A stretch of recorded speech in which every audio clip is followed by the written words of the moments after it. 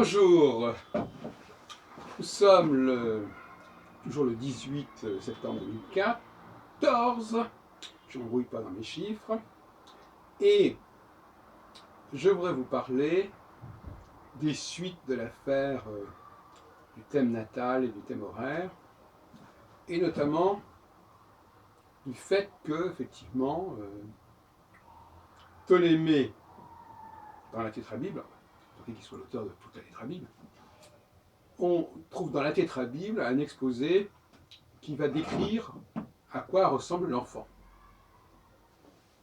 Alors, j'ai dit quel était mon étonnement de lire ce texte, parce qu'il est évident que on ne veut pas à l'astrologue de dire des choses qui sont connues. Et donc, quand l'enfant est né, il y a déjà des choses qui sont connues.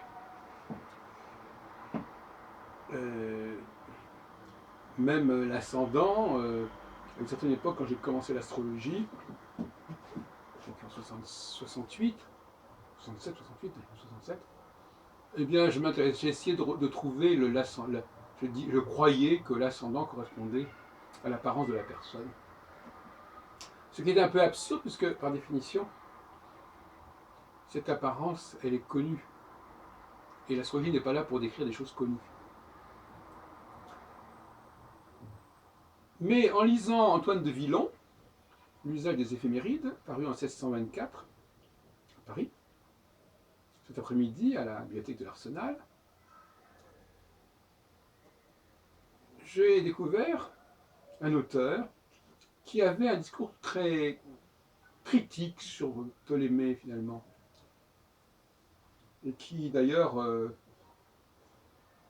parle des astrologues comme d'une engeance à laquelle il n'appartient pas forcément, mais dont il prend connaissance.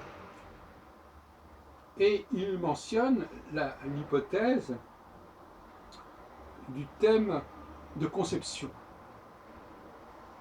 Thème de conception. Il dit clairement, je reproduirai son texte dans un article